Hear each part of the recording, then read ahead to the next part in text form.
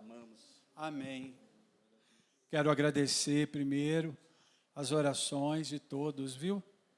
E é muito bom a gente saber que nos dias difíceis tem quem está orando pela gente. E aí nos fortalece, nos anima, que há um povo orando e a gente sabe e a gente crê no milagre. Amém? Eu queria só pedir uma coisa, vocês se incomodam se eu ministrar sentado? Que eu fico eu me sinto mais confortável. É só pôr a cadeira aqui. Pode que ela é meu. Tem a cadeira aqui atrás, desculpa, eu não vi. Pode pôr aqui, ó, porque daí aparece eu lá no que elas estão filmando. Tá ótimo. Amém? Eu estou bem, tá bom? O problema é só assim que eu tenho meu pulmão precisa expandir um pouco mais. E para isso, vou fazer a fisioterapia e tal. Então, se eu fico sentado, eu fico com mais fôlego, eu fico menos cansado. Então, se vocês sentirem que o pulmão está... Então, tem hora que o meu fôlego é bem curtinho. Tá bom? Mas eu estou bem. Glória a Deus, estou bem. E aí eu fico mais confortável ministrando sentado. Então, vamos lá? Abra sua Bíblia comigo aí, por favor. No segundo livro de Crônicas. Segundo livro de Crônicas.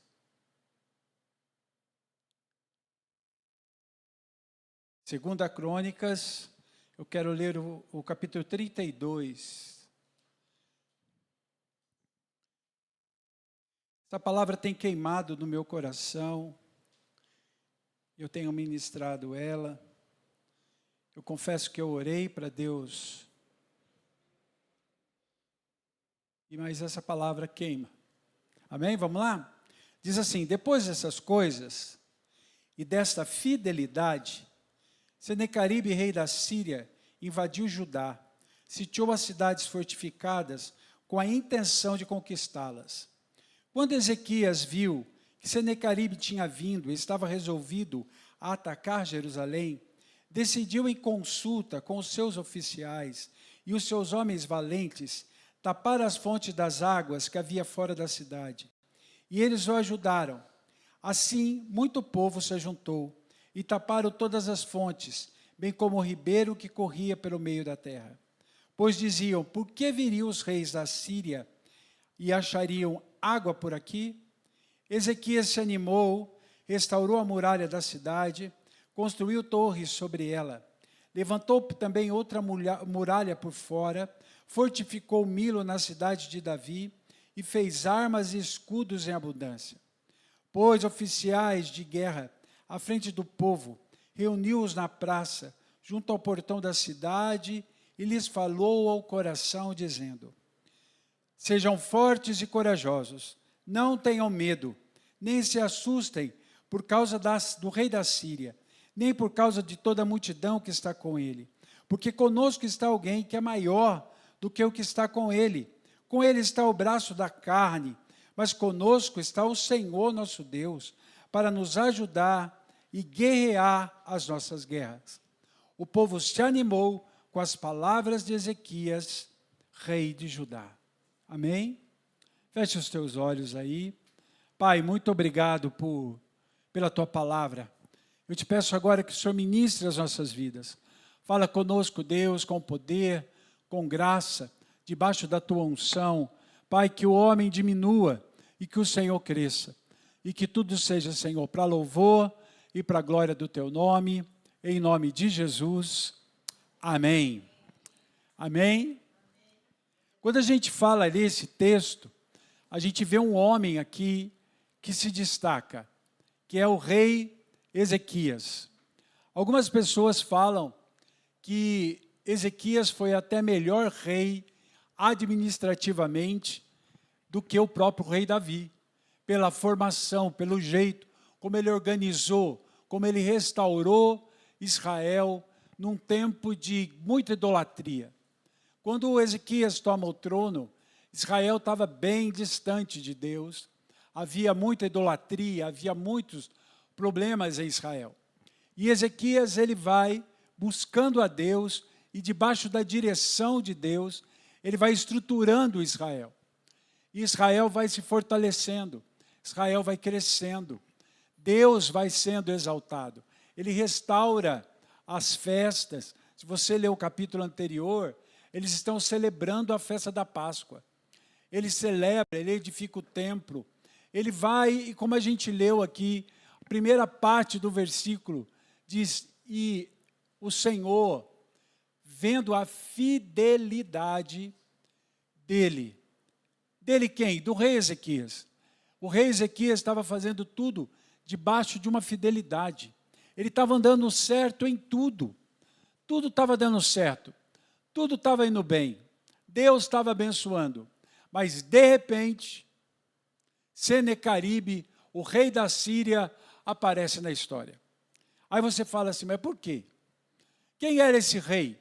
Senequeribe era um rei conquistador, que vinha da Síria e ia conquistando, destruindo. Aonde ele entrava, ele destruía tudo. Aonde ele entrava, as cidades que ele entrava, ele destruía. E ele fazia o povo, subjugava o povo debaixo dessa autoridade. Mas ele tinha uma arma. Senequeribe tinha uma arma, que era uma arma que primeiro ele enviava. Qual era a arma? Era uma arma para trazer medo sobre o povo. Toda cidade, todo lugar que ele ia invadir, ele mandava primeiro mensageiros. Os mensageiros iam com cartas, pelo nome de Senequeribe, os mensageiros chegavam e falavam na linguagem do povo. E o que eles faziam? Eles traziam para o povo medo, falando, olha, Senequeribe está vindo, e ele está dando a chance para vocês, de vocês se entregarem. Porque quando ele invadir, ele vai destruir tudo. Então ele já está avisando, nós estamos chegando. E o exército dele era muito grande, era muito numeroso. E o medo tomava conta daquele povo. E o povo, por medo, acabava se entregando ou fazendo acordos, e ele invadia e tomava aquele lugar. Então o medo era uma arma que ele vinha. O interessante nesse texto que a gente leu é que ele vai fazer a mesma coisa com Ezequias. Ele vai trazer o medo, ele vai vir com o medo, ele vai vir atacar.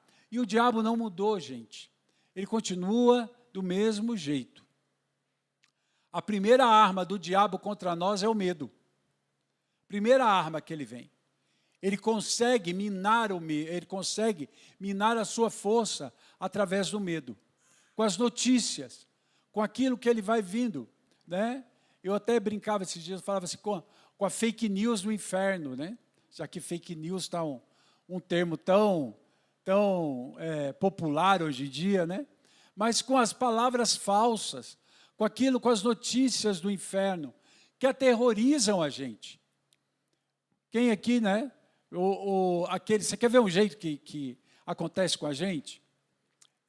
Você fazer exame médico e ter que levar o exame para o médico. Ah, gente, né? Você fica lá curioso para saber, e 99% do povo abre o exame para ver o que está escrito. Não sabe nada, não entende nada, mas olha porque quer saber. Ficou bom, Tefa? Ficou bonitinho? Então tá bom. Você não entende nada. Aí você olha as taxas, achando que está entendendo. Aí tem uma taxa lá que você já acha que já está morrendo. Você olha lá, nossa, olha essa taxa aqui, né? Ai, já estou com o pé na cova já. Não entendeu nada, não viu nada. Mas o medo toma conta. Gente, eu conheço pessoas que por ter olhado o exame, não entendeu nada, nunca mais foi no médico. Porque ficou com medo de levar o exame. Como se levasse o exame ou não levasse, iria mudar o que a pessoa estava sentindo. Mas o medo toma posse. Né? O telefone de sem fio, né? o rádio peão, né? em fábrica, em escritório, né? Vai ter corte. Pronto, já começa aquela coisa. Vai cortar, vai mandar a gente embora. Já começa aquele medo, aquela coisa. Já começa todo mundo a ficar meio, né? Vai ter corte, vai ter corte. E no fim não tem nada, não acontece nada. Né? Às vezes você leva o exame para o médico, mas não, isso aqui não é nada. Isso aqui Mas você ficou com tanto medo, com tanto receio daquela situação, que você fica paralisado diante daquilo. Quem está entendendo o que eu estou dizendo? Isso é uma arma do diabo. E ele age contra as nossas vidas dessa mesma forma. Ele ameaça você. Ele começa a dizer, olha, eu vou destruir você, olha, vai acabar. Isso aí não adianta orar, não, acabou. Sabe? Para de orar. Deus não vai responder você. Quem é você para Deus responder? Olha a sua vida como está. Sabe? E ele vai trazendo esse terror, esse medo, e roubando a nossa força. E ele vem aqui contra Ezequias.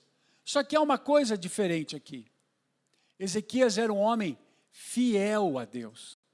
E a fidelidade faz toda a diferença. A gente estar em Deus faz toda a diferença. Quando Ezequias ouve e sabe que Senequeribe está vindo e as ameaças vão chegar, o que ele faz? Né? E é aí que eu quero falar hoje, de algumas estratégias que nós temos que aprender a ter em Deus, no meio desse tempo de provação. Apóstolo, eu queria muito dizer para você, não, você nunca vai ser provado. Não, irmão, você sempre será provado. Por quê? Porque a provação é o modo de Deus nos amadurecer. Quando nós passamos por provas, Deus está nos fazendo crescer. É diferente de tentação. A tentação, ela vem para te destruir, para te levar para o inferno, para te fazer pecar. A provação, ela vem para te aprovar, para te fazer crescer, para te fazer amadurecer. A provação faz a gente olhar para nós mesmos e vemos como estamos em Deus. Como está a nossa fé em Deus. Por isso Deus nos prova. Deus prova o filho que ama. Amém?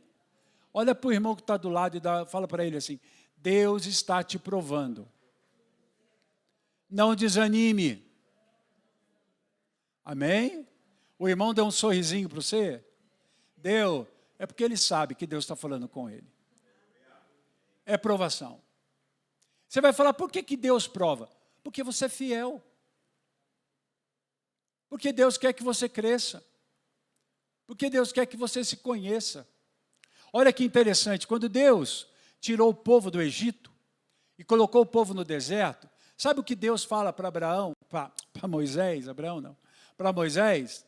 Ele fala, eu levei o povo para provar o povo no deserto, para que eles conhecessem o coração deles.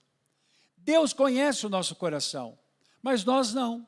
A Bíblia fala que o enganoso é o coração do homem, mais do que todas as coisas. Você não conhece seu coração. Você não sabe. Sabe como a gente vê, como a gente é, nos dias das provações. Que a gente olha para nós, que a gente descobre às vezes, quanta fé a gente tem. Tem coisa, irmão, que você olha e fala, eu nunca conseguiria passar por isso. Aí você passa. Você chega no final e fala, nossa, hein? Eu não imaginava que eu ia ter força para passar por isso. Sabe o que Deus estava fazendo? Mostrando para você a sua fé, mostrando para você seu coração, provando você para que você cresça. Sabe, queridos, uma das coisas que Deus quer e que é uma grande arma na tua mão é as suas experiências com Deus. Toda experiência que você tem com Deus, toda experiência, toda vitória, seja ela pequenininha, de coisas simples, até as coisas que pareciam mais complicadas, as experiências que marcam você, elas te dão autoridade, elas te levam à intimidade.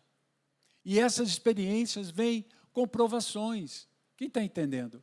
Por isso o apóstolo Paulo dizia, se alegre no dia que você for provado, porque você vai descobrir que o Senhor está do teu lado e Ele está te aprovando. Olha aqui para mim, irmão. Tentação é estar longe de Deus. Provação é ter Deus ao nosso lado. Por quê? Ele está no nosso lado dizendo, ó, eu vou provar você. Vai ser tempos difíceis, mas eu estou aqui. Mas eu estou aqui. Você vai crescer. Quem está entendendo isso? Como que Ezequias viu e venceu essa situação? Primeira coisa que a gente precisa aprender em dias de provação.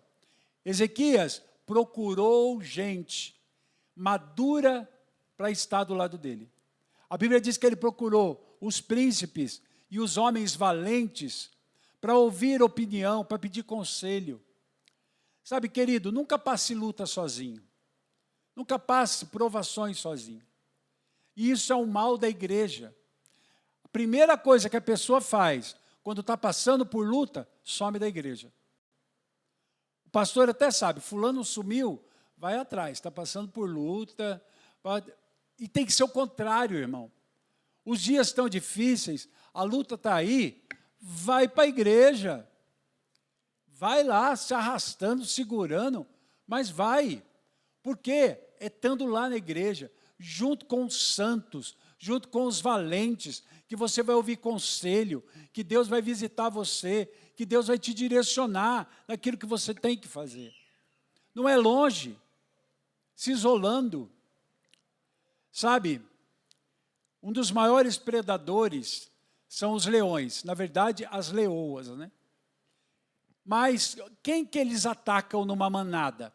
Por exemplo, eles querem atacar uma manada, seja de zebra, seja de gnu, né, animais da África. O leão, ele fica esperando 3 tipos de animais. Os pequenos, os filhotes, os fracos e os que se isolam, ficam longe. Os filhotes, os fracos e os velhos. Eles ficam esperando. Por quê? Porque esses ficam mais debilitados, ficam mais atrás.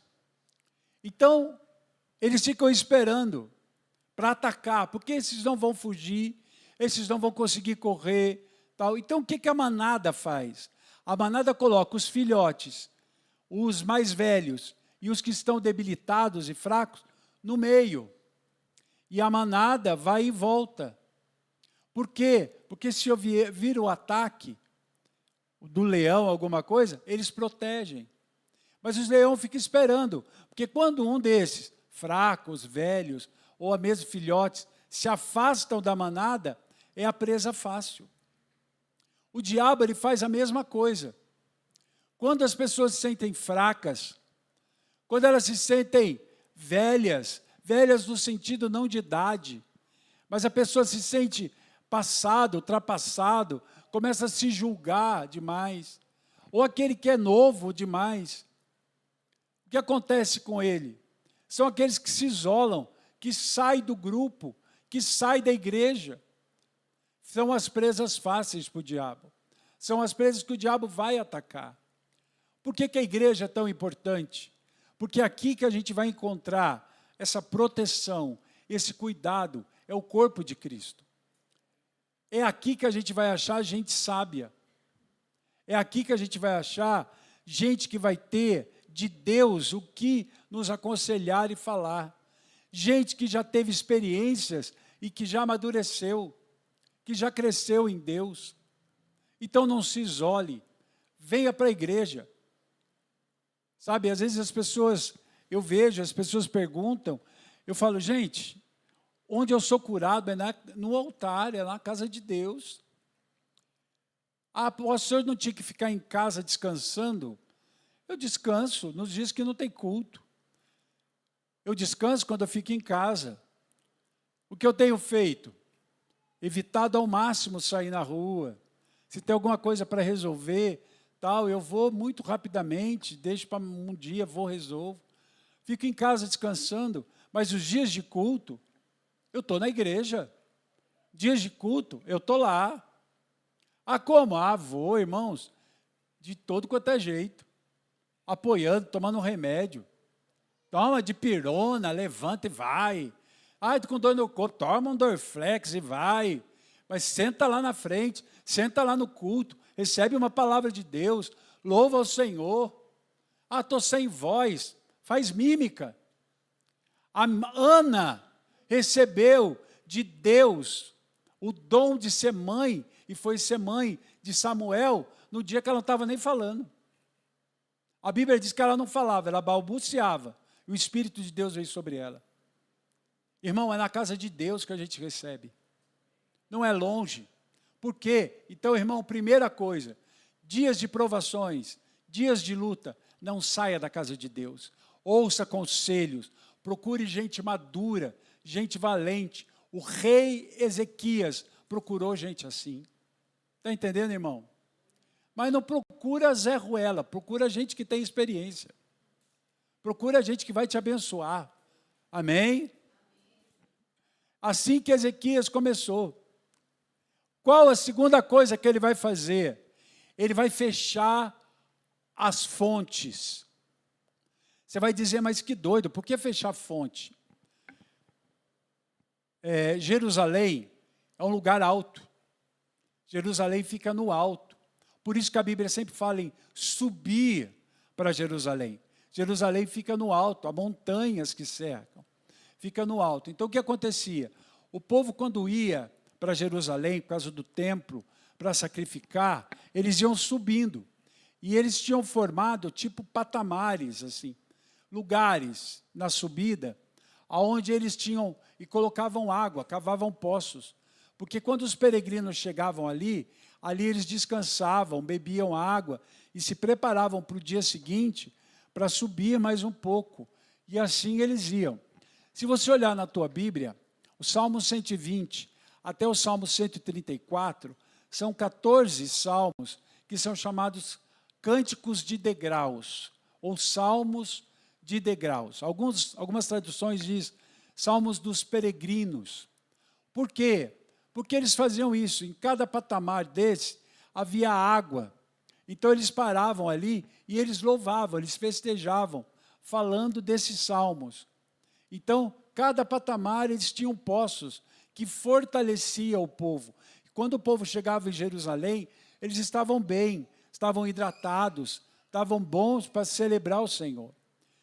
Quando Ezequias viu que Senequeribe estava vindo, o que ele resolve? O povo resolve com ele. Vamos tapar os poços. Por quê? Porque isso ia dificultar a subida do inimigo. Eles iam tirar as fontes, as águas que fortaleciam os inimigos. Você quer vencer em provação? Quer vencer em dias difíceis? Feche as fontes do inimigo na sua vida. Feche as fontes. Quais fontes, apóstolo? Irmão, o Espírito Santo vai mostrar para você coisas que na tua vida você ainda alimenta. Às vezes é a falta de perdão, às vezes é a ira, a falta de paciência, que é o domínio próprio. Quantas situações que são fontes que ainda alimentamos, que ainda fortalecemos o diabo, em que a provação fica muito mais difícil de vencer por causa disso. Então nós temos que fazer como? Como que eu fecho essas fontes? Arrependimento, confissão e mudança de vida. Fecha as fontes que alimentam o diabo. Você vai dizer, mas eu não peco. Eu não tenho pecado. É porque na nossa cabeça, pecado é sempre algo tão escabroso, sempre algo tão escandaloso, que nós esquecemos que pecado também é aquilo que está dentro do nosso coração. A falta de perdão, a fofoca, a murmuração, a reclamação. Sabe, irmãos, às vezes, eu vejo isso muito dentro da casa de Deus. As pessoas que reclamam, murmuram. Não murmuram de Deus, não murmuram da igreja, mas às vezes murmuram da casa que moram, do marido, da esposa, dos filhos, do trabalho. Essa murmuração, Sabe, queridos, murmuração, reclamação, isso quer dizer ingratidão. E isso é pecado. Às vezes você está passando por uma provação porque você não tem mudado a sua maneira de falar. E aquilo está fazendo e está fortalecendo os inimigos, são fontes que os inimigos têm tido acesso. Amém? Se eu quero vencer, vou para Deus. Vou pedir, Senhor, mostra para mim. Mostra para mim. Nós temos que ter coragem de chegar para Deus e falar, Senhor, mostra para mim se há fontes em mim que ainda estão alimentando o diabo, alimentando o inimigo dentro da minha vida. Certa vez Jesus estava vindo com os discípulos e ele fala assim, eis ali o príncipe desse mundo, ele não tem nada dele em mim. Sabe o que ele estava dizendo? Olha, o diabo está ali, mas ele não encontra nada em mim. Ele não me prende em nada, porque ele não tem nada dele em mim. É possível viver assim? Claro que é, irmão. É uma busca de santidade. Lembra que eu estou falando de Ezequias, e a Bíblia fala que Ezequias, ele estava sendo fiel a Deus. Então corte essas fontes. Pergunte. Fale com Deus. Fale para o Senhor te mostrar se há alguma coisa em você. E te prepara, porque sempre vai ter alguma coisa. Sempre Deus vai dizer isso aqui, isso aqui, isso aqui. E Deus vai te ajudar a se livrar disso. Está entendendo, querido? Terceira coisa que ele vai fazer, muito importante. Ele vai reconstruir os muros e fazer as torres de intercessão. Reconstruir muro e fazer torre. Primeiro vamos reconstruir o muro. Esse primeiro muro é você. É reconstruir a tua vida, tuas emoções em Deus, teu coração no Senhor. É Deus reconstruir você. É trazer para você coisas e reconstruir teu coração. Como eu disse, a gente descobre fontes. Só que a gente também descobre em Deus áreas que o Senhor vai me fortalecer. Áreas que o Senhor vai me estruturar. Áreas que o Senhor vai me fazer crescer. Todos nós temos áreas que precisamos crescer. Todos nós temos áreas que precisamos alargar em nossa vida. E Deus vai fazer isso nesse tempo. Construir torre é intercessão.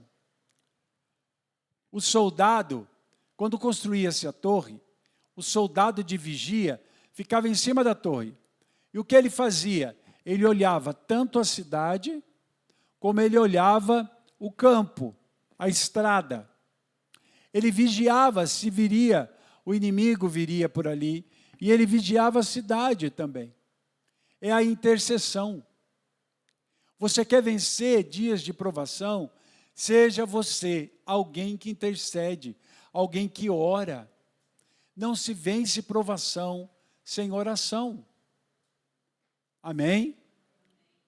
Precisa orar. Precisa orar. Irmão, duas coisas são importantes na nossa vida: a oração e a palavra de Deus. É a mesma coisa de você perguntar para um passarinho qual asa é mais importante. Ele vai dizer as duas, para ele poder voar. Chegar para alguém, para um cristão, e perguntar o que é mais importante, ler a Bíblia ou orar? As duas coisas são importantes se eu quero chegar até Deus. Então não existe quem vença lutas ou provações sem ter um nível de oração. E sabe, a oração, ela é um exercício. Todos os dias orando, todos os dias. Paulo fala orai sem cessar. Não é que você vai ficar de joelho o dia inteiro, mas é ter um coração cheio de Deus o tempo todo.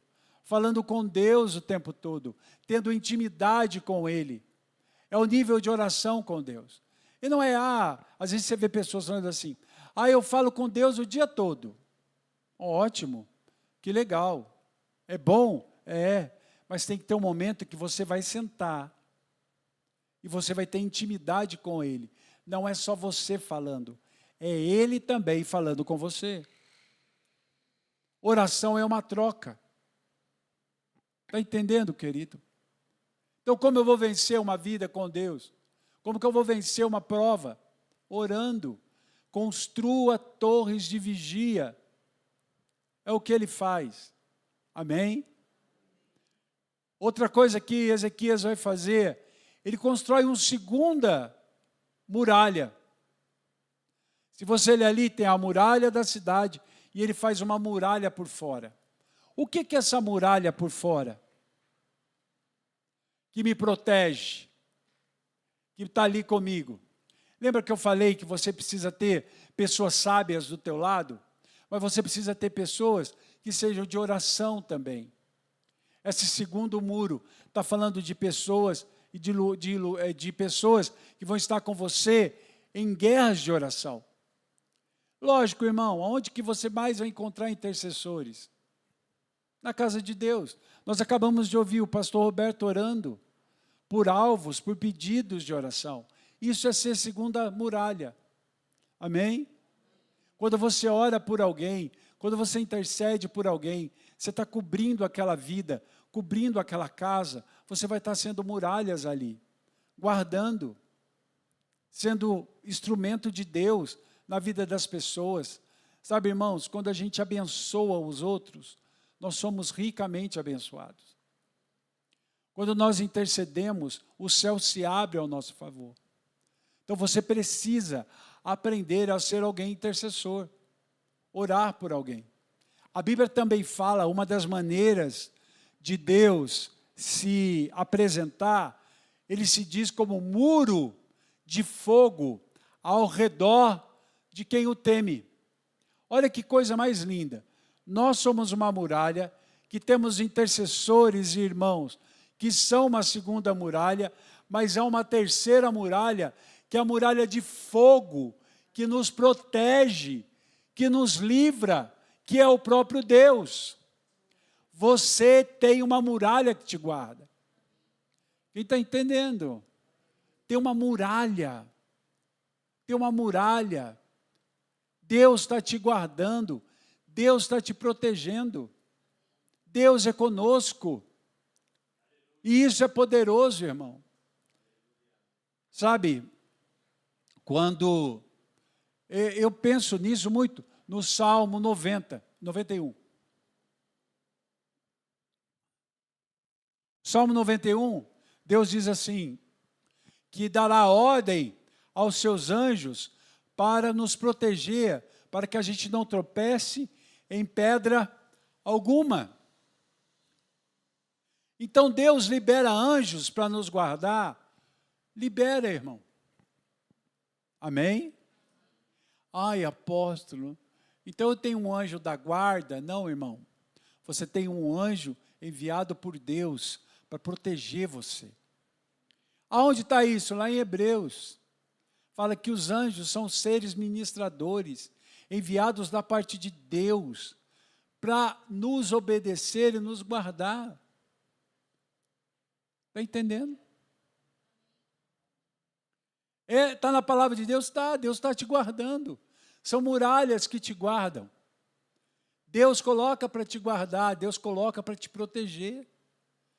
Não deixe o diabo roubar isso da tua mente. Fala, não, é o anjinho da guarda. Não, para com o anjinho, irmão. Deus coloca anjos que te guardam tua casa. Em toda a palavra de Deus você vê o Senhor dizendo isso. Que Ele protege, que Ele guarda, que Ele abençoa. Às vezes na cabeça das pessoas, anjo só aparece na igreja de vez em quando alguém tem uma visão. Alguém teve uma visão de um anjo. Ai, o anjo estava na igreja. Não, meu irmão. Não, meu irmão. Anjos estão aonde você está. Que eles foram mandados por Deus para te proteger. Quem está entendendo isso?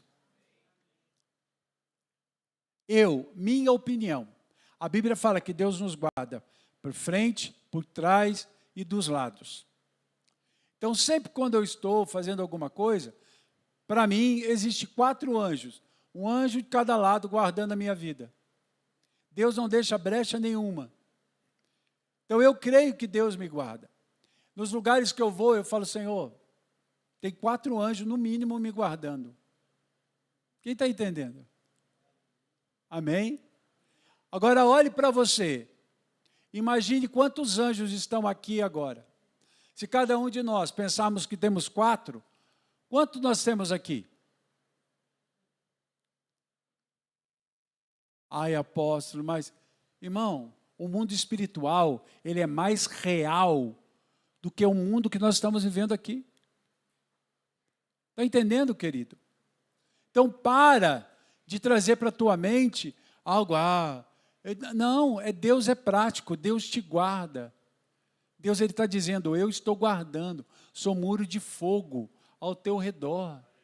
E isso é poderoso, isso é tremendo para nós. E sabe, a última coisa que o rei Ezequias vai fazer, ele vai animar o coração do povo. Quem fez isso? O rei. Querido, o rei sempre terá uma palavra de ânimo para você. Eu vou repetir, porque é hora de você falar um amém. Vamos lá. O rei sempre terá uma palavra de ânimo para você. Está fraco. O rei sempre terá uma palavra de ânimo para você. Amém? Esse é o nosso rei. Nós fazemos parte de um reino. Nós temos um rei sobre nós. Nós temos um rei que cuida, que abençoa e que tem a última palavra sobre a nossa vida. A última palavra é a do rei sobre você. Não é do governo, não é do médico, não é de qualquer outra autoridade. A última palavra sobre a tua vida é a do rei. E ele sempre vai te animar. Ele chega para o povo e diz, não tenha medo. Não se espante. Meu irmão, não tenha medo. Não se espante pelo que você esteja passando. Não importa. Ele está dizendo, aqueles confiam no braço do homem, mas nós fazemos menção do nosso Deus. No meio dos dias difíceis, é a Ele, é a Deus que nós vamos ouvir. A última palavra sai da boca dEle. É o Rei que nos anima. É o Rei que nos fortalece. É o Rei que tem uma palavra dizendo, não temas, não te espante, eu tomo a tua guerra. É o que Ele está falando para você hoje. Ele toma e vai na frente. Ele toma e vai na frente. Ele está dizendo para você, não tenha medo. A Bíblia diz que a palavra do rei animou o povo. Teu coração tem que se animar. Quando o Senecaribe chega, a palavra de Deus para Ezequias é, nenhuma flecha de Senecaribe vai entrar em Jerusalém. Ninguém, nada vai tocar vocês. O próprio Deus entrou na guerra. Querido, eu profetizo na tua vida que o Deus, nosso Deus, entra na tua guerra e nenhuma seta vai tocar você. Nenhum dardo vai tocar você. Ezequias troca as armas do povo. Deus está trocando as suas armas, te fortalecendo nesses dias. Ah, apóstolo, mas tem sido dias difíceis. Se levante em Deus, creia no que Ele vai fazer. Querido, a Bíblia diz que Deus manda um anjo, e um anjo mata 185.000 soldados de Senecaribe. Um anjo fez isso. Eu acabei de dizer para você que, na minha opinião, nós temos 4. Agora você imagina que os anjos que te guardam, o que ele não fará contra os seus inimigos? O Deus que está com você, o Deus que está indo à frente, é o Deus que abre as portas, é o Deus que nos conduz em vitória, é o Deus que faz um milagre. Querido, creia que o Rei está animando o teu coração. Creia que o Rei está trazendo uma palavra de força e ânimo para você hoje. Não tenha medo. O braço forte dele, o braço poderoso do Altíssimo, ele se move ao teu favor. Ele está com você. Não importa as provações, não importa o que venha, Deus está junto conosco. Qual é a grande chave de tudo isso? É como a gente começou, ser fiel. Seja fiel. A fidelidade gera tudo isso. Senequeribe foi levado embora. A Bíblia diz que Deus botou um anzol no nariz dele e levou ele de volta para a Síria. E toda palavra de mentira, toda palavra de ameaça caiu por terra, porque o Senhor teve a sua palavra acima de toda ameaça. Lembra, irmão, você tem um rei sobre você. E a palavra do rei te anima. A palavra do rei te põe em pé. A palavra do rei traz para o teu coração disposição e verdade. Deus está te animando hoje para você sair daqui vitorioso, certo desse Deus. Aprenda a viver essa porção. Feche os teus olhos, erga a tua mão ao Senhor. Fale com Ele agora. Entrega ao Senhor. Diga para Ele qual tem sido hoje seus momentos e suas lutas. Talvez essa semana foi uma semana bem puxada. Talvez uma semana de luta. Talvez você está olhando para frente, falando, Senhor, a semana que vem, essa semana que começa. Fale para Ele, Senhor, anima meu coração. Me ajuda, Senhor Deus. O Rei está aqui. O Rei está aqui. Espírito Santo, eu te peço, vem com poder e graça sobre a vida do teu povo. Vem animando, vem colocando de pé. Vem trazendo sobre eles, Pai, um vigor sobrenatural. Senhor, Ezequias se levantou debaixo da tua palavra, Pai. Senhor, e eu libero essa palavra sobre o teu povo. Não temas, não temas. O Senhor está na tua guerra. O Senhor hoje está estendendo o seu braço de poder. Deus está dando ordem aos seus anjos para que te guarde. O próprio Deus é muralha de fogo ao teu redor. Nada, nem ninguém poderá tocar você nem a sua casa. Você tem um Deus que te guarda. A palavra do Rei sai do céu sobre a tua vida, sobre a tua casa agora. O próprio Deus se levanta a te abençoar. Saia daqui com essa certeza de que Deus está tocando a tua vida, te fortalecendo em meio às provações. Deus não te abandona, nem nunca te abandonará. Ele te toma pela sua mão, Ele te conduz em vitória, Ele te levará a ir mais longe. Senhor, eu abençoo o teu povo, que essa palavra profética ecoe sobre cada coração, sobre cada casa. Pai, que verdadeiramente a voz do Rei seja ouvida em cada coração. Fortalece os teus filhos, Pai, para irem além, para avançarem muito além daquilo que o Senhor está fazendo, Pai, eu abençoo, profetizo que esses dias sejam dias que os teus filhos vejam a proteção do Senhor, o muro de fogo, a torre erguida, o Senhor guardando, troca as armas. Pai, fortalece os teus filhos para que possam ir além e viver a porção do Senhor. O Rei declara a verdade sobre você. O Senhor vai à tua frente. Do Senhor é a tua guerra. O braço forte dele está com você, para louvor e para a glória do teu nome. Em nome de Jesus. Se você recebe essa palavra, aplauda esse Deus aí.